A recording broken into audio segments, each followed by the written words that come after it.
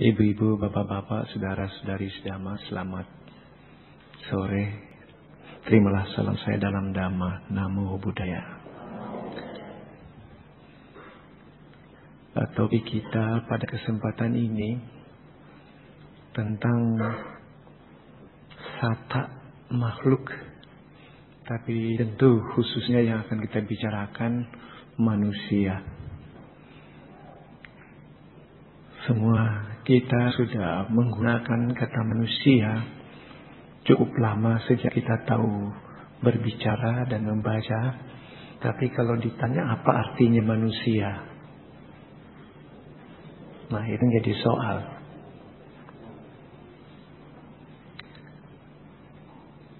Karena kata manusia sesungguhnya bukan terminologi Buddhis itu.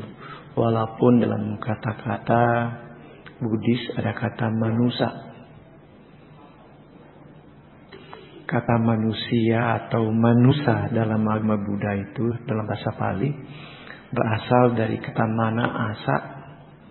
Mana maksudnya pikiran, asa mempunyai. Jadi yang dimaksudkan manusia adalah makhluk yang mempunyai pikiran. Tapi dalam pandangan agama Buddha, pada prinsipnya semua makhluk itu punya pikiran. Dari beda pendekatan. Cuma karena agama Buddha muncul di India, maka kata yang populer digunakan untuk menyebut orang itu adalah manusia. Karena kata manusia itu bahasa Sanskerta.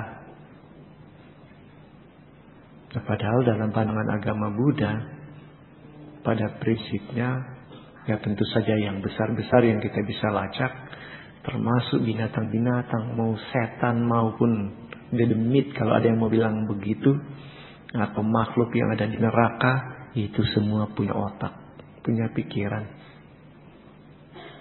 Karena makhluk yang mempunyai pikiran itu, mereka itu akan terlibat pada karma. Dan karma itu muncul di dalam proses berpikir makhluk itu.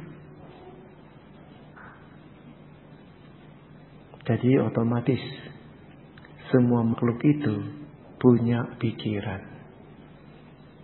Binatang punya pikiran.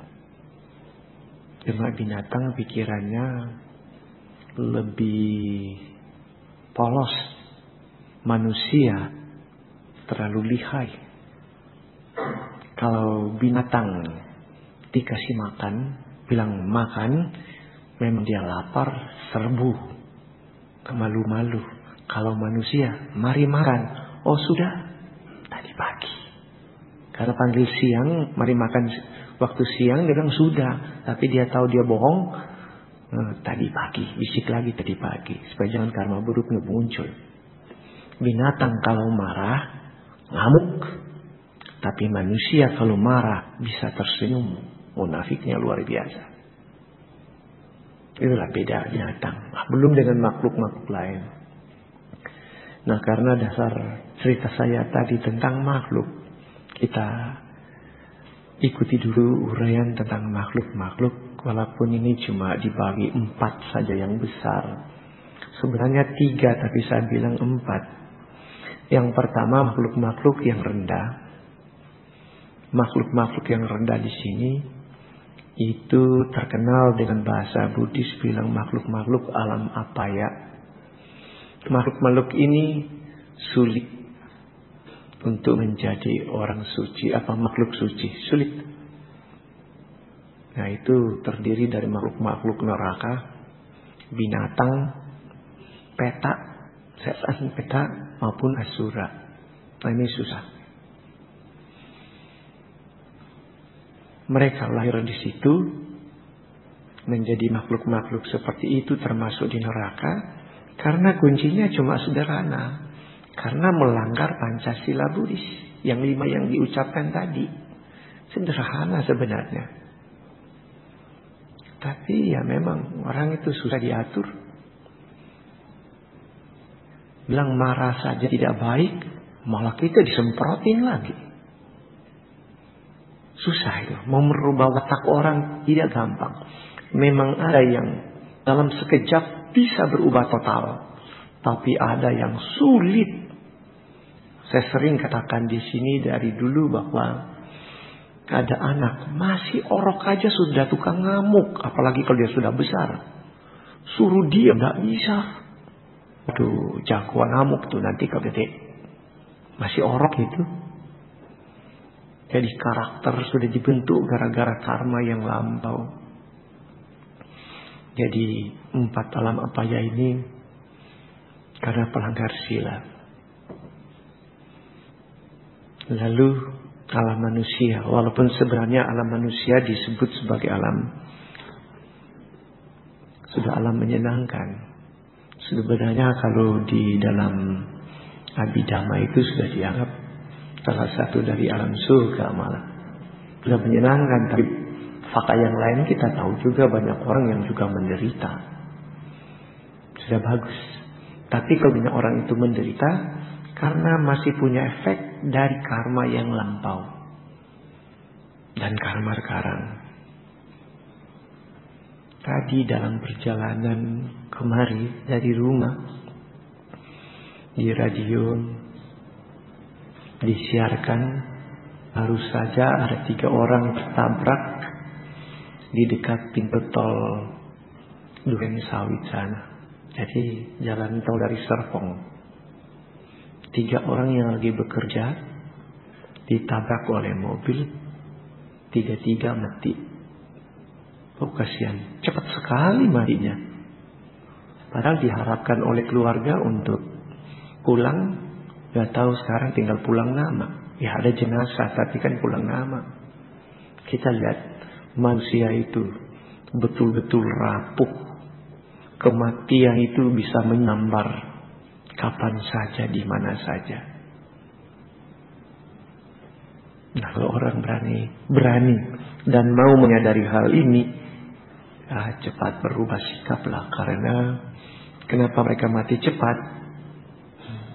Itu diakibatkan karena dari dulu suka membunuh. Jadi siapa saja yang usianya pendek dulu pasti killer. Tidak ada maaf, memang begitu. Itu bukan karena hukuman, karena konsekuensi saja. Akibat perbuatan aja. Karena hukum karma main begitu.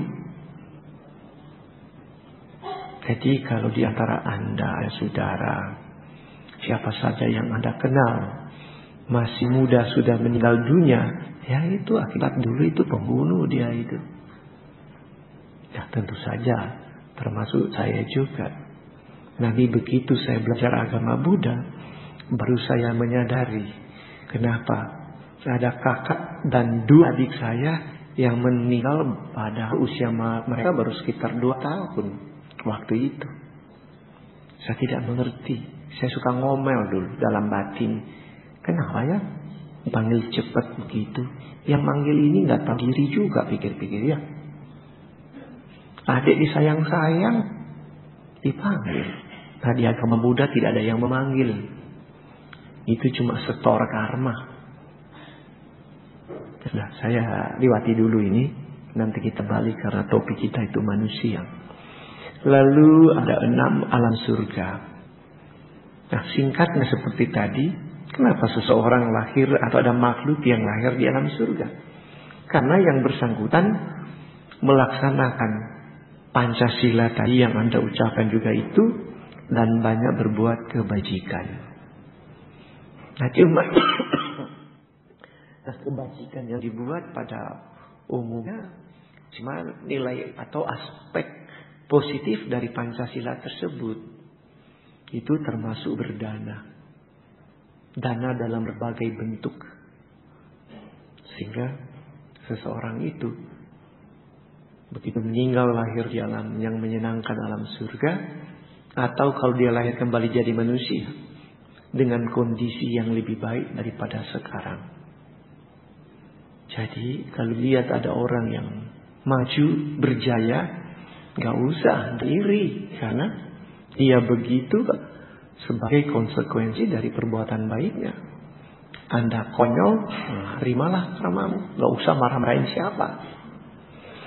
Lalu ada 20 alam yang dihasilkan dengan meditasi.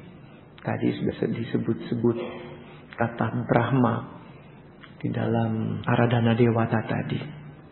Nah, para Brahma itu mereka hidup demikian karena mereka berhasil dalam meditasi mencapai jana-jana. Itu ada 20 alam. Nah, itulah makhluk-makhluk yang ada di alam semesta ini secara garis besar demikian. Nah, kita kembali pada kita ini manusia. Kita jadi miskin karena dulu kita pelit, kita nyolong. Rasain lu, salah sendiri.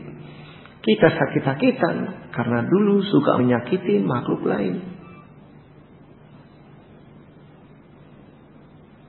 Kita goblok karena dulu kita tidak suka belajar dan bertanya dan suka minum-minuman keras. Saya ulangi tadi, tapi di banyak tempat. Terjemahan dari Surah Miraya Maja Pamadhatthana, di situ selalu disebutkan lemahnya kesadaran.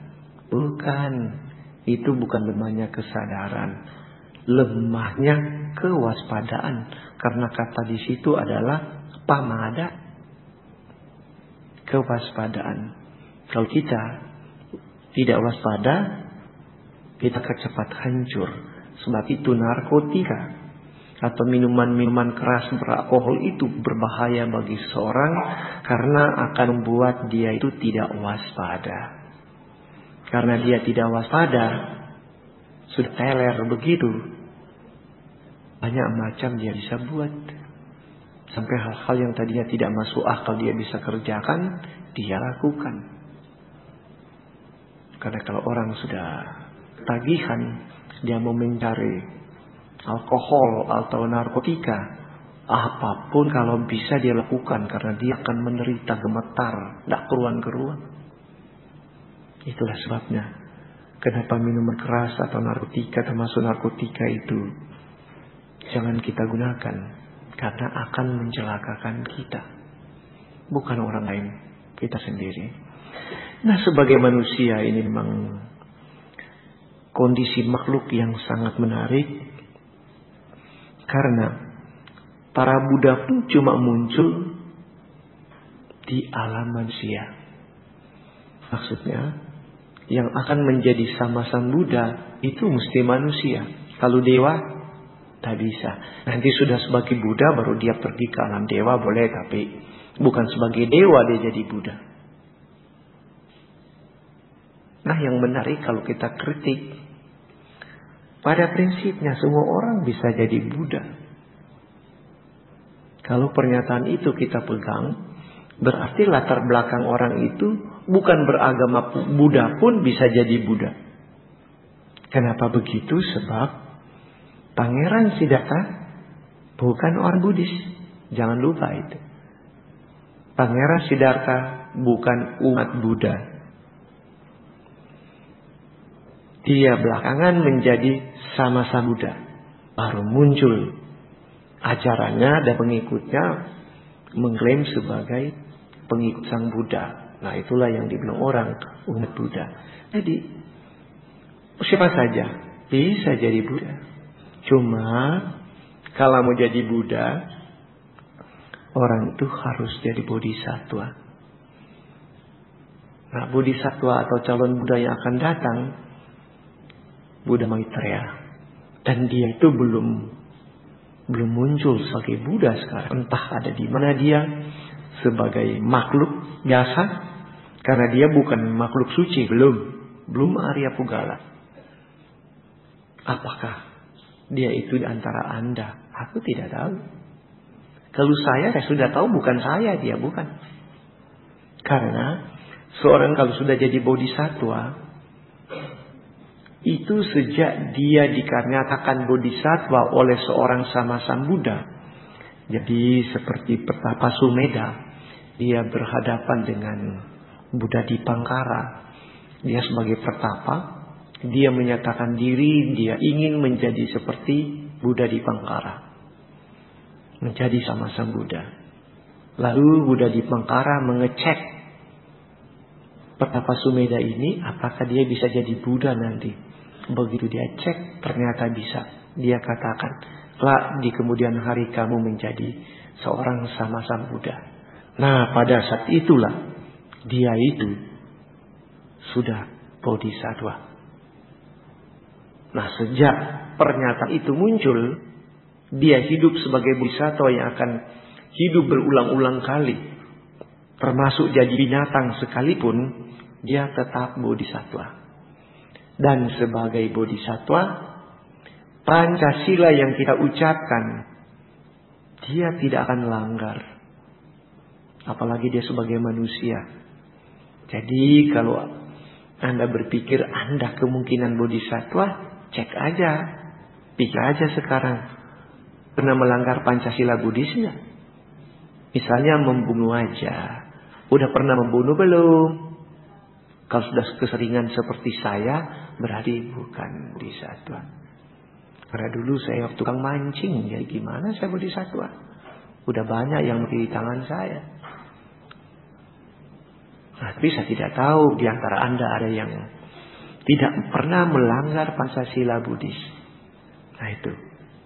Kalau Anda sudah tahu Anda pernah melanggar salah satu, ya udah. Next time, tunggu sama sang Buddha, bertekadlah di depannya. Tapi tentu saja, sama sang Buddha yang akan datang nanti, ya Buddha Maitreya. Yang sekarang belum ketahuan dia ada di mana. Nanti menjelang dia akan lahir terakhir kali sebagai manusia. Yaitu disebutkan nanti di India dia akan lahir kembali di Ketumawati. Nah di sana dia akan. Dan dia menjadi anak raja lagi waktu itu. Dia akan meninggalkan keluarganya. Tapi dia tidak lama bertapa. Tidak seperti Buddha Gautama yang terlalu lama. Ya maksud saya Pangeran Siddhartha. Dia ini tidak lama, dia bertapa lalu dia jadi Buddha. Dan satu hal yang menarik, para Buddha muncul cuma di bumi ini. Padahal ruang lingkup seorang Buddha, bahasa teknisnya itu Buddha Keta. Satu Buddha Keta, seorang sama-sama Buddha, terdiri dari 10.000 tata surya. 10.000 matahari, berarti ada 10.000 juga bumi. Karena dalam pandangan agama Buddha, di bumi-bumi yang lain itu juga ada manusia. Jadi manusia bukan cuma kita. Nun jauh di sana, ada juga manusia.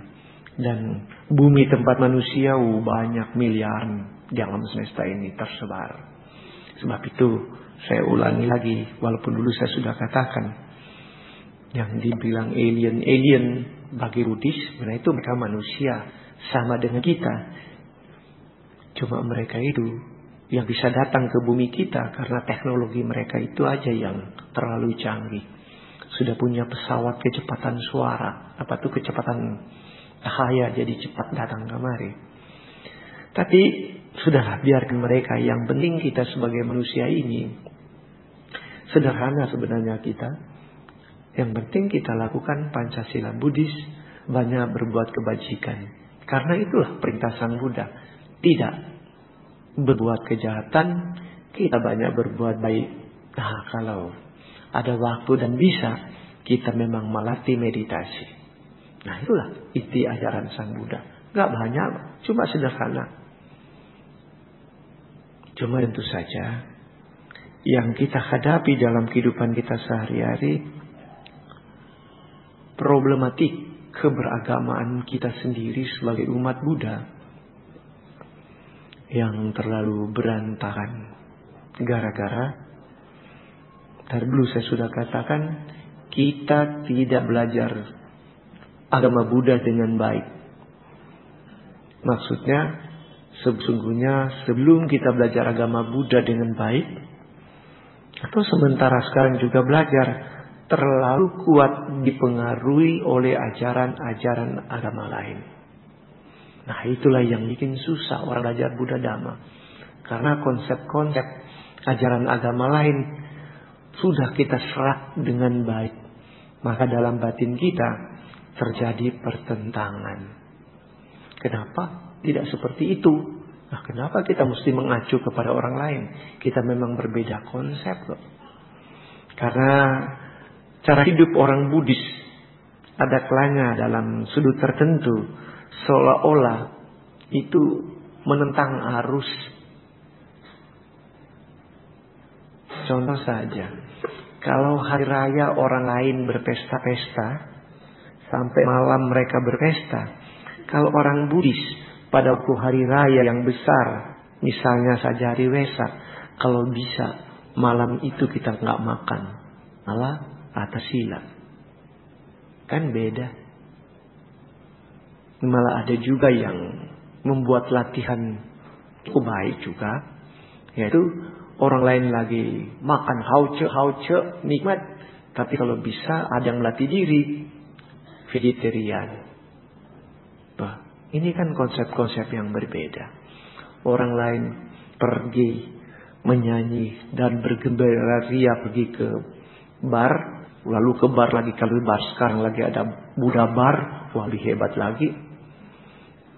Nah, sedangkan umat Buddha kalau sudah malam, kalau bisa menyanyi dan menari tidak aja, karena melaksanakan atas sila.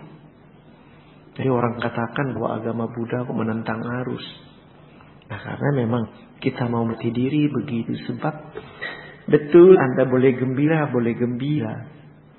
tapi apakah permasalahan Anda sudah terselesaikan? Coba kalau Anda renung, Anda dihinggar-bingar di satu diskotik begitu, lalu Anda lihat itu manusia yang di situ, ada kalanya lucu, menggelikan. Kok manusia dia begini-begini?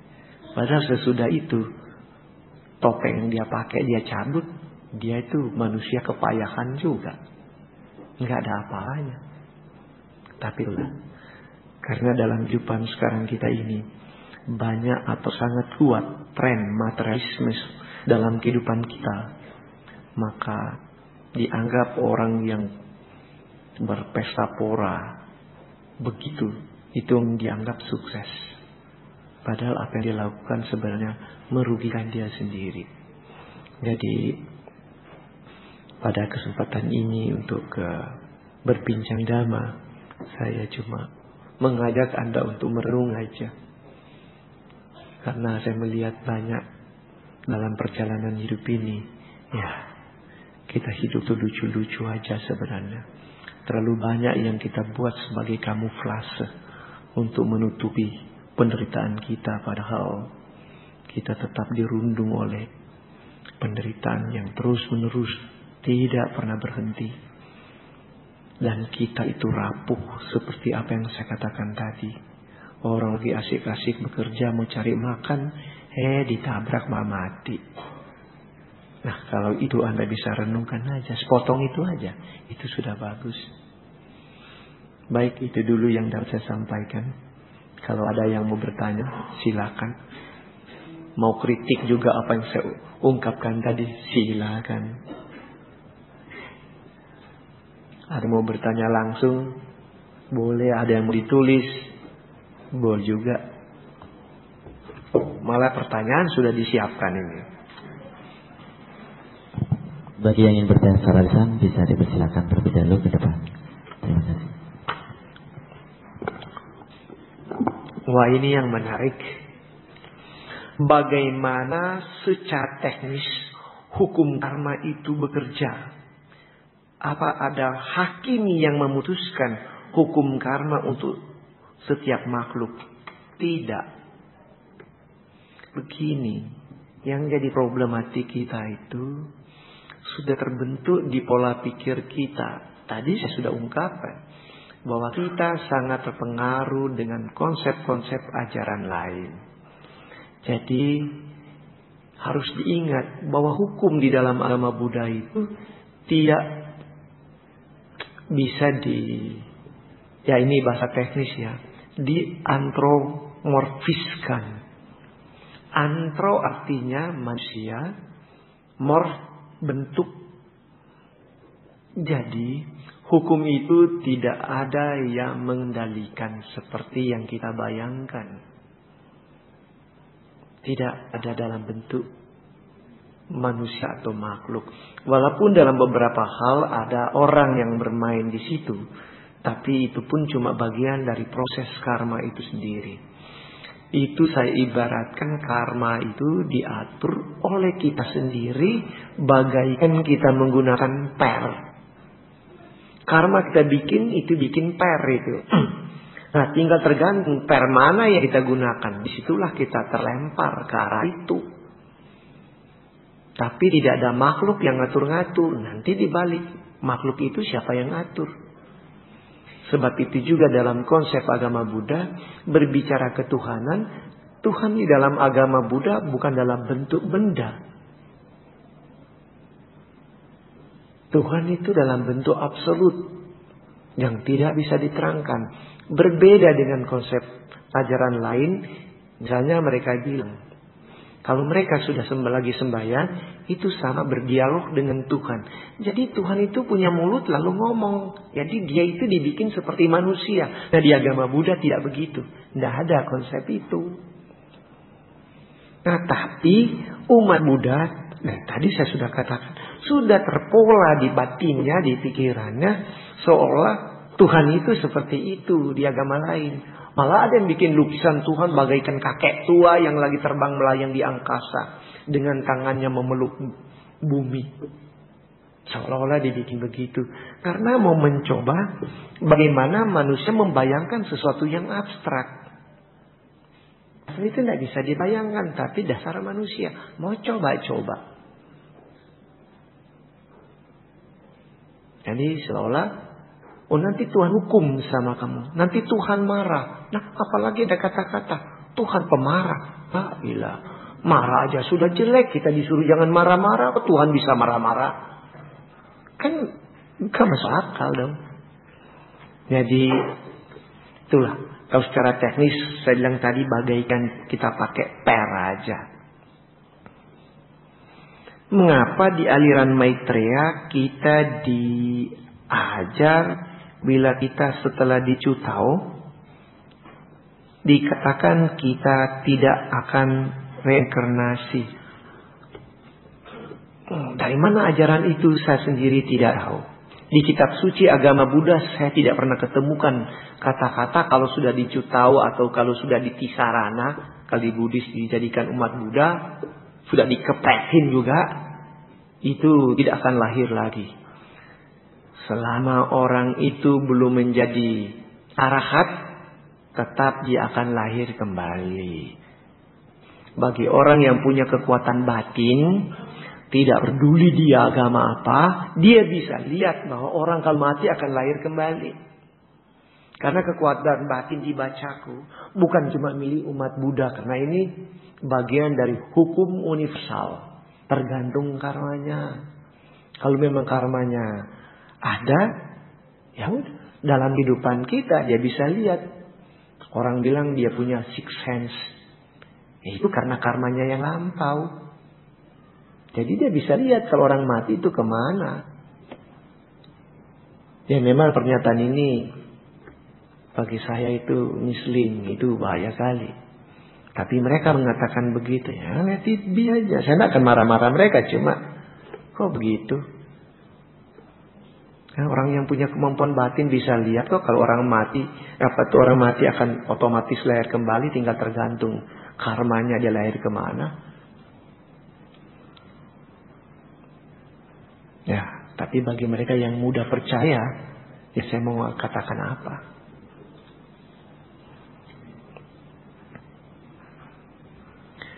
Romo, bagaimana bisa patung Buddha Maitreya sudah ada, tapi sedangkan Buddha Maitreya sendiri belum ada?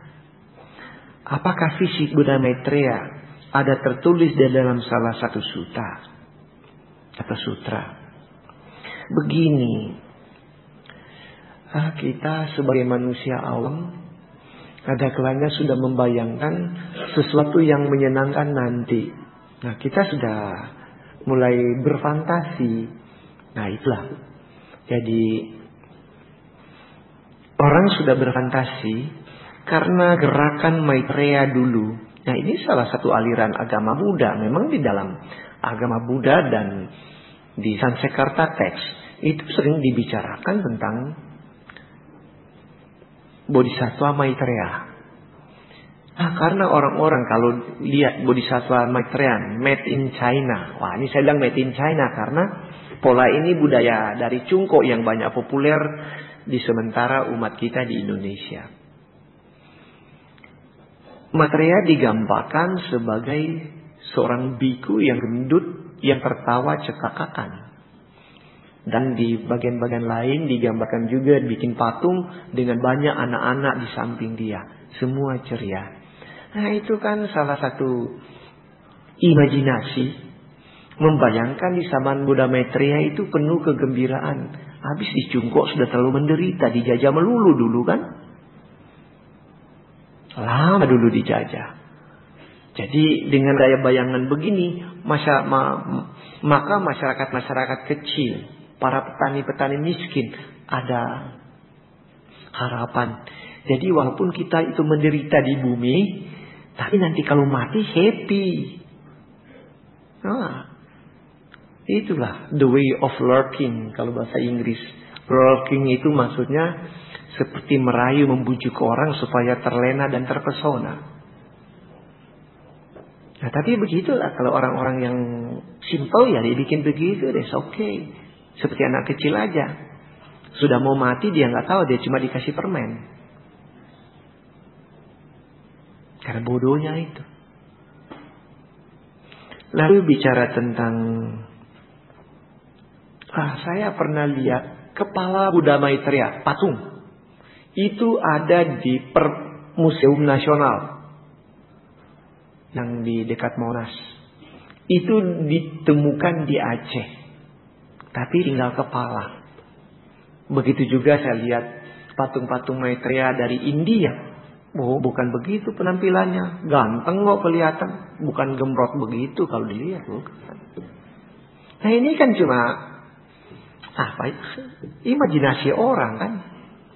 Cuma memang kalau bicara tentang body, fisik, anatomis nanti dari seseorang yang akan jadi Buddha, itu sudah dilukiskan di dalam Lakkhana Sutta Majjhima Nikaya. Ada 32 tanda-tanda orang besar, Mahapurisa Lakkhana. Nah, pasti dia akan muncul ganteng. Dan yang saya kesel selalu, ya mungkin karena saya orang Asia, matanya biru. Saya kan matanya hitam. Jadi sebagai orang Asia sini nggak bisa. Sampai saya berseloro dulu. Saya terpesona sama seorang mahasiswi. Pas saya lagi naik tangga dia turun. Tapi karena saya biasa jalan nunduk, saya lihat kaki. Wah, saya bilang ini wanita ini yang lagi turun.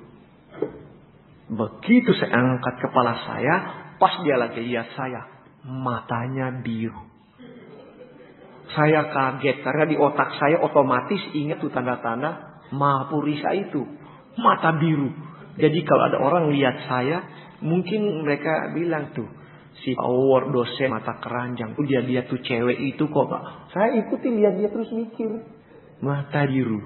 Tapi begitu saya sudah, ya karena itu diuntar, saya mau mengajar. Saya begitu mau masuk lift, saya omelin diri saya. Dasar lu bego, tolol. Itu dia pakai mata biru, dia mata biru karena dia pakai soft lens. Nanti saya jalan baru saya sadar. Dia pakai soft lens. Saya yang jadi berpikir dia Mahapurisa. Salah satu tanda. Tapi sudah disebutkan. Karena di dalam Mahapurisa Lakkhana itu ya 32 tanda orang besar sudah ada. Itu karena karma-karma yang lampau sampai dia punya fisik seperti itu. Tapi bukan segembrot apa yang kita lihat secara tradisional itu cuma bayangan aja. Kebahagiaan. Itu saja.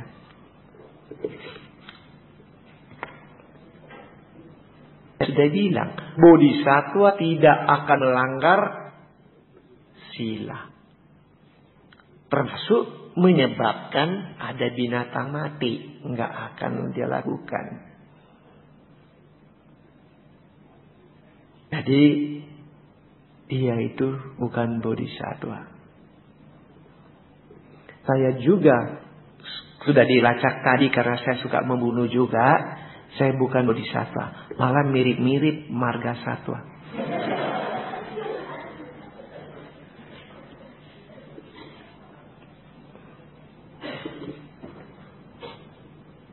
Wah, ini pincilnya kasihan yang bikin repot.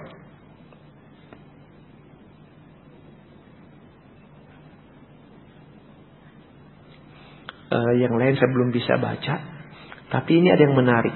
Apakah benar seorang bayi, balita, dapat terlahir di alam neraka dalam bentuk balita yang disiksa?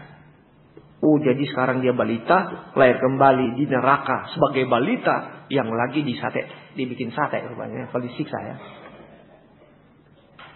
Ya bisa saja dia sebagai balita. Dia sudah bisa membunuh. Bisa saja. Kalau sebagai orok, ya masih juga bisa dia lahir di neraka si orok. Kalau karmanya yang lampau memang jelek.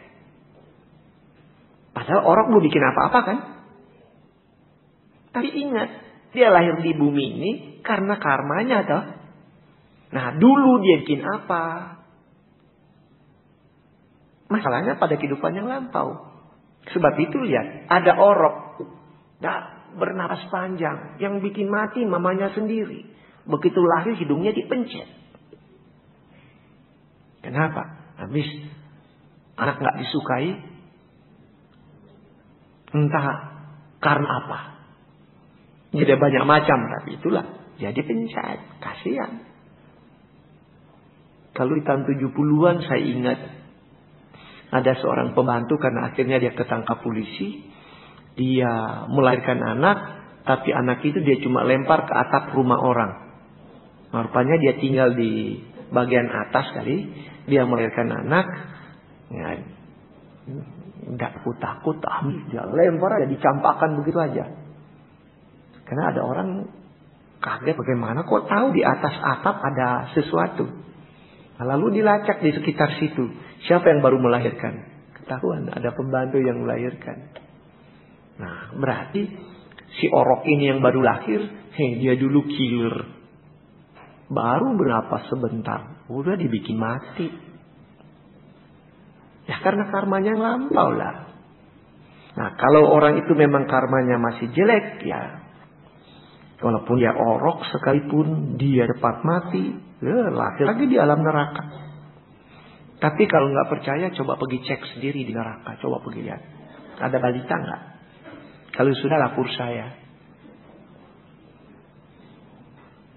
Pada saat Pangeran Siddhartha baru menjadi Buddha, beliau ragu-ragu mengajarkan Dharma. Padahal seorang Buddha telah menghancurkan keraguan-raguan. Begini, Sang Buddha yaitu istilah yang paling susah digunakan. Ini sudah dikritik dari zaman berhela, bukan baru sekarang ini dipersoalkan. Sang Buddha menyadari dhamma yang dia capai itu beratnya bukan main. Dan ingat, Sang Buddha itu maha tahu, sabanyu. Tapi kemahatauan Sang Buddha hanya mengetahui satu hal pada satu saat. Semua dia bisa tahu. Tapi pada saat dia mengarahkan pikirannya pada sesuatu tertentu, maka yang lain ini dia tidak tahu. Tapi nanti diarahkan ke pikiran itu, baru dia ingat seperti sekarang. Ada orang yang Anda semua kenal. Tahu. Tapi kalau saya tidak bilang sekarang, Anda tidak tahu. Karena pikiran Anda lagi mendengar saya.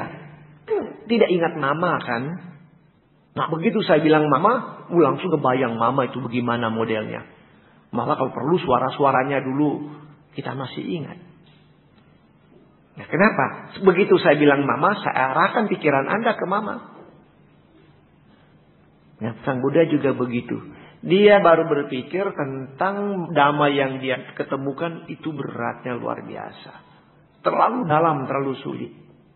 Belum dia arahkan, ngecek makhluk-makhluk itu mampunya sampai di mana, belum. Nah, itulah yang diterjemahkan karena berat begitu, sulit untuk orang awam pelajari, dianggap Sang Buddha ragu-ragu. Sebenarnya tidak, bukan kata terminologi ragu-ragu itu yang harus dikatakan itu. Para penafsir yang bilang gitu, tapi Sang Buddha nggak ada ragu-ragu lagi. Itu aja. Ini kesalahan teknis karena ini bahasa teknis. Nah, pertanyaan pertama yang saya akan baca kalau bisa baca ini. Pangeran Siddhartha pada usia anak-anak sudah bisa meditasi mencapai jana. Jana pertama ya, di bawah pohon jambu.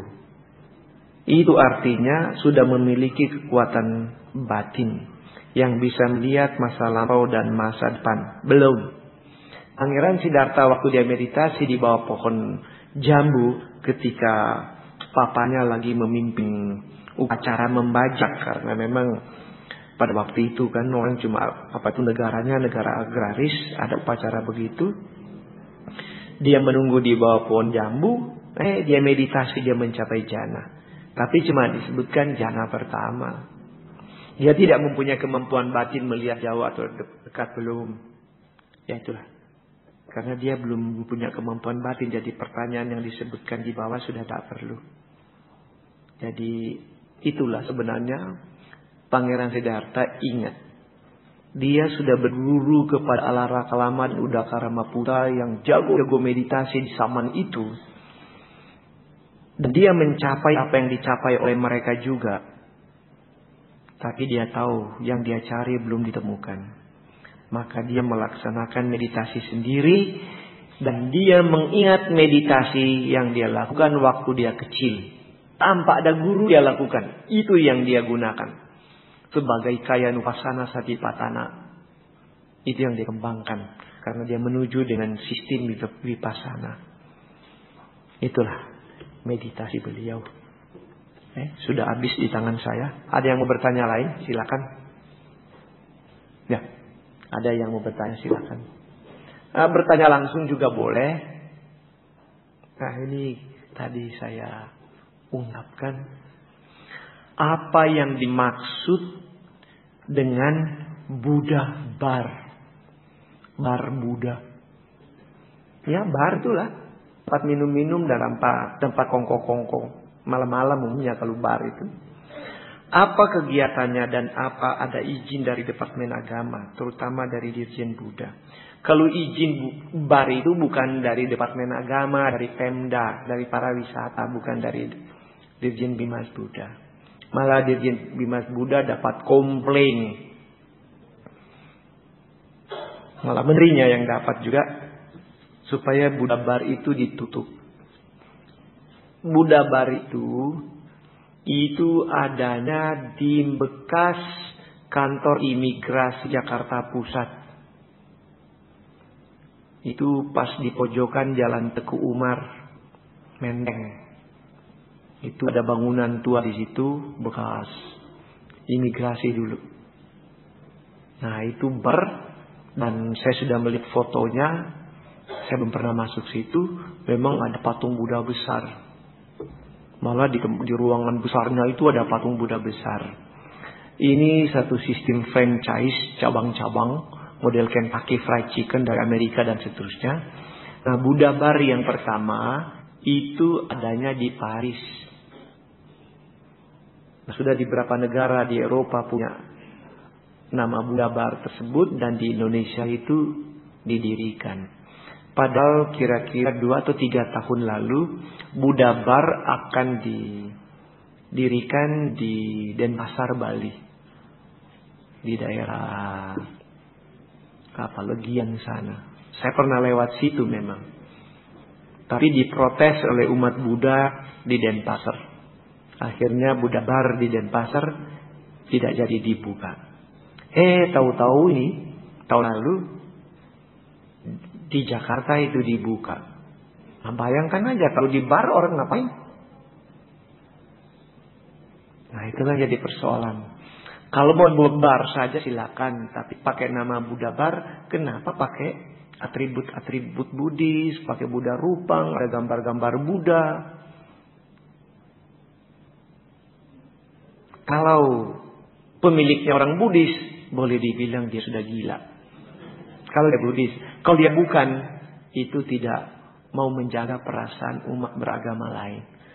Dia mau enggak? Kalau agamanya X, dia pakai kasarnya apanya? Gurunya punya nama taruh di situ. Lalu gambar gurunya taruh situ. Mau enggak? Nah itu namanya tidak punya tidak tepos seliro ya. Mau seenak sendiri. Tidak pantas dia berbuat begitu. Gitulah. Nah, di Jakarta sudah ada Buddha bar. Ternyata di Badung ada spa Buddha. Spa itu tempat mandi. Saya sudah lihat fotonya juga dikasih lihat. Ada aja. Itu kan nama dengan menghina umat Buddha aja. Kan keterlaluan. Kok begitu? Apa sudah gak punya nama yang lain? Taruh aja lah. Wawor bar gitu aja lah. Kalau itu nggak mau diprotes, ini ada copyright juga. Kok taruh Buddha bar? Waduh. Ya kalau kegiatan bar ya tentu aja itu minum-minum, mau dansa, mau apalah di situ. Bursa apalah, masa bodoh saya nggak ngerti lagi lah. Itulah manusia di dunia sudah nggak tahu mau cari seneng apa ya. Orang sudah kebingungan mau cari senang. Punya duit nggak tahu mau bikin apa. Bagi-bagi ke semua orang susah aja ya. Saya kira itu lebih berguna jauh. Orang susah nggak makan, kita beli nasi bungkus bagi-bagi. Daripada ke situ cuma nyanyi-nyanyi, cuma minum Coca-Cola 1 gelas bisa 25.000 kan. Mahal loh di bar itu, minum sedikit aja. Ya tapi saya pernah masuk bar tapi di waktu siang jadi nggak lihat apa-apa. Tapi masuk bar sampai umur begini belum pernah masuk bar yang live bar begitu, nggak pernah. Karena saya sudah janji dari dulu tidak akan masuk dan prinsip itu saya pegang. Jadi banyak yang ngajak, sorry enggak. Sama saja ya, ini bukan bergaya. Di Thailand banyak orang, di Bangkok itu banyak orang cerita macam-macam dengan Thailand, dengan isinya yang lucu-lucu. Orang ajak saya bilang enggak. Sampai ada yang ngomel sama saya, kenapa sih Power? Kok lihat ini itu? Kan itu lucu-lucu, brengsek anu. Ada yang bilang brengsek, ada yang macam-macam. Saya bilang, saya sudah janji dulu, saya tidak akan masuk di tempat itu. Jadi jangan coba paksa saya, percuma. Nah, saya kan cuma mau melatih diri, pegang prinsip, itu aja. Nah kalau ada yang mau, silakan kamu punya urusan. Tapi dengan saya, tidak akan. Bisa saja saya sampai di depannya. Apa beda dengan orang liwat? Tapi masuk tidak. Ngantar teman aja boleh. Tapi masuk enggak, karena janji kok. Nah, kalau diri sendiri sudah janji lalu tidak penuhi, berarti kita penipu yang paling gede. Tidak usah tipu orang lain, tipu diri sendiri. Nah kalau diri sendiri sudah bisa ditipu, apalagi orang lain kan. Ini ya ingat, prinsip itu harus dipegang. Baik, ada yang mau tanya lain? Silakan. Apa benar kita sudah di zaman kehancuran dhamma? Aduh, mata saya yang jelek sini. Tolong kamu pakai asisten. Saya mesti pakai teropong kali ini. Kita apa tuh? Coba baca sih apa ini? Saya kira kehancuran dharma belum. Memang manusia mengarah ke brengsek, tapi dhamma belum hancur. Masih dipraktekkan, sekurang-kurangnya anda itu masih datang ke wihara. Memang satu waktu dhamma itu akan dilupakan, tinggal teori total, tinggal jadi seperti filsafat Aristoteles saja begitu yang kita pelajari di sekolah. Tapi yang hancur belum. Karena Sangga pun masih ada. Sangga masih ada. Jadi yang pelaksana dhamma masih. Jadi kalau mengarah ke kehancuran, iya. Karena segala sesuatu yang sudah muncul pasti akan lenyap. Nah, lalu apakah, saya tidak bisa baca jelas lagi, tapi intinya dengan begitu Buddha Maitreya sudah akan muncul. Walah, itu masih lama. Akan muncul. Tapi ceritanya begini. Di dalam Cakawati Sihadada Sutta itu terdapat dalam Digha Nikaya diterangkan usia manusia sekarang ini menurun. Turun terus. Jadi usia rata-rata lebih lama, lebih pendek. Dan satu waktu turunnya sampai tinggal rata-rata 10 tahun. Jadi kalau orang sudah 10 tahun itu sudah kakek tua itu. Dan wanita di masa itu nanti dia sudah bisa kawin kalau umurnya sudah 5 tahun, sudah matang. Tapi tentu saja ibu-ibu pikir masa iya. Tapi ya karena saya tidak tahu ada yang mau nanya ini, saya sudah kopi di tahun 30-an atau 40-an. Ternyata ada anak yang umurnya baru 7 tahun dia melahirkan anak perempuan. Ya, kalau melahirkan masa laki-laki ya. Nah, kalau begitu dia dihamili umur berapa? Nah, umur 6 tahun. Nah, tentu saja kita agak bingung karena kok begitu cepat dia bisa hamil? Kok subur amat? Nah, saya nggak tahu dia makan apa lalu subur banget. Yang jelas ada fotonya memang. Lucu juga dia. Kalau dilihat di foto anak kecil. Cuma perutnya gendut. Ya habis dia hamil nih. Dan dia melahirkan di rumah sakit. Sebab itu sah secara medis. Bukan cerita rakyat. Kalau cerita rakyat kan nggak ketahuan. Tapi ini di rumah sakit. Itu di Meksiko. Anak Indian. Jadi ya kita nanti lama-lama begitu. Turun usia kita. Lalu itu berlangsung ya cukup lama. Lalu moral manusia sudah lebih baik. Karena kenapa kita turun usia kita? Gara-gara moral kita lebih lama lebih berengsek. Saya pikir-pikir banyak benernya juga ya. Sebab coba yang tua-tua ingat, yang sudah usia tua nih. Dulu kalau mau cari film porno, waduh, saya kira susah didapat ya. Wah, sekarang film porno di Lodok 10.003. Jadi kita lihat itu sudah ada kelanya siapa yang main internet pun sudah bisa nonton di internet. Konyol kan? Jadi itulah problem kita. Dan kejahatan sekarang sudah lebih banyak yang dulu tidak biasa terdengar, walaupun dulu juga pasti ada tapi tidak populer. Wah, sekarang berita begitu cepat. Orang tua dibunuh anak sudah jadi seperti biasa.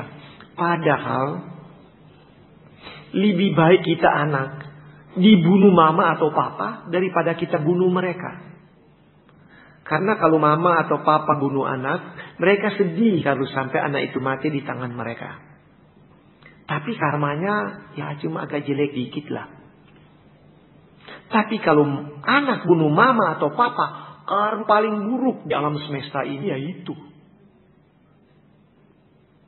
lebih baik kita tidak usah bunuh mama papa. Kalau mama papa marah ya udahlah kita sabar aja. Kalau mereka bikin mati ya biarin aja lah. Karma mereka tuh masih murah. Tapi kalau kita bunuh mama dan papa, karma kita itu jelek, mahalnya bukan main. Karena kita akan lahir di alam yang jelek berulang-ulang kali. Paling jelek. Dan pada kehidupan sekarang kalau kita bunuh orang tua, pasti begitu mati, langsung dia baca tuh spanduk besar. Welcome to hell. And no excuse. Tidak ada. Coba bayangkan. Raja Ajatasattu, dia itu pernah dapat khotbah dari Sang Buddha. Khotbah itu namanya Samanya Sutta. Khusus untuk Raja Ajatasattu. Begitu selesai khotbah, dia pulang. Sang Buddha kasih komentar apa? Kalau Raja Ajatasattu tidak bunuh papanya, si Raja Bimbisara, dia itu jadi arahat setelah dengar khotbah. Berarti kan karmanya sudah canggih. Tapi karena dia bunuh papanya, maka pintu kesucian dalam kehidupan ini tertutup. Tidak bisa. Nah, apalagi kita. Bukan mau jadi arahat pada kehidupan sekarang ini. Kita paling-paling jadi bekarat aja barangkali. Jadi susah kita. Nah, saya baca-baca di koran, ada yang bunuh papa. Baru-baru ini ada lagi yang bunuh papa.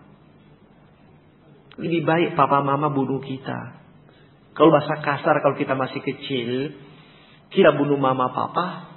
Ya, begitu bunuh mama dan papa, habislah mama dan papa. Tidak akan pernah ada pengganti. Tapi kalau mama papa bunuh kita, mereka masih bisa bikin baru. Ngeledek sih, tapi logikanya bisa begitulah. Nah, cerita kembali tentang Buddha Maitreya. Itu setelah turun 10 tahun cukup lama. Dan ini mau jadi rata-rata 10 tahun. Ini masih lama waktunya. Lalu itu berlangsung agak lama juga. Lalu orang sudah tidak melanggar sila. Ada kelompok yang tidak melanggar sila. Karena waktu usia 8 tahun, 10 tahun ini hukum rimba yang berlaku. Nggak tahu mama, nggak tahu papa, pokoknya berantakan. Nah, tapi yang lain menepi, tidak mau melakukan begitu. Nah, anak mereka lah yang berusia panjang. Naik itu usia. Dari 10 jadi 20, 40, 80, 100, 200 dan seterusnya. Dan itu akan berlangsung lama sekali sampai satu waktu usia rata-rata manusia 80.000 tahun. Nah, sebenarnya usia manusia masih terus sampai sampai jutaan tahun. Nah, kalau sudah sampai jutaan tahun tuh usia manusia, maka wanita itu dibilang matang untuk kawin pada usia rata-rata 500 tahun. Waktu itu. Nah, ini nanti pada saat masih terus sebenarnya sampai ratusan ribuan tahun. Pada waktu saat rata-rata 80.000 tahun, waktu itulah Buddha Maitreya muncul. Jadi masih jauh, masih jauh di sana. Nggak usah dipikirin. Tapi saya nambah.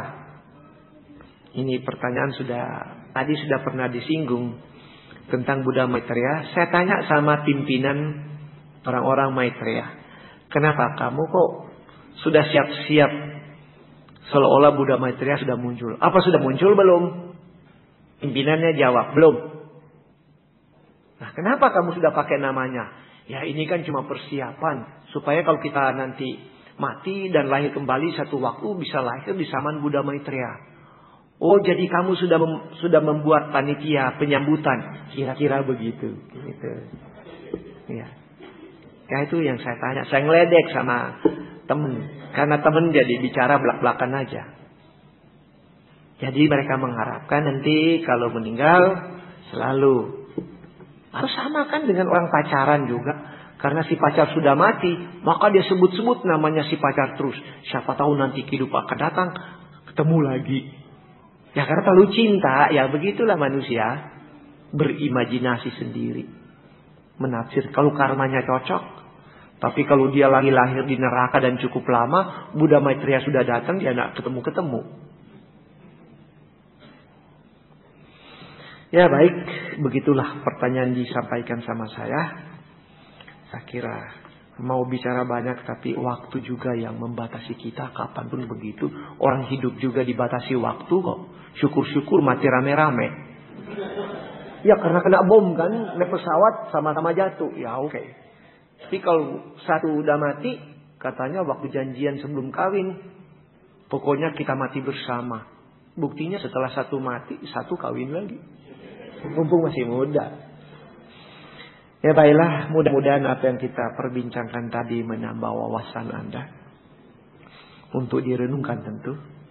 Dan mudah-mudahan kita maju dalam damai. Akhirnya, selamat malam. Namo Buddhaya.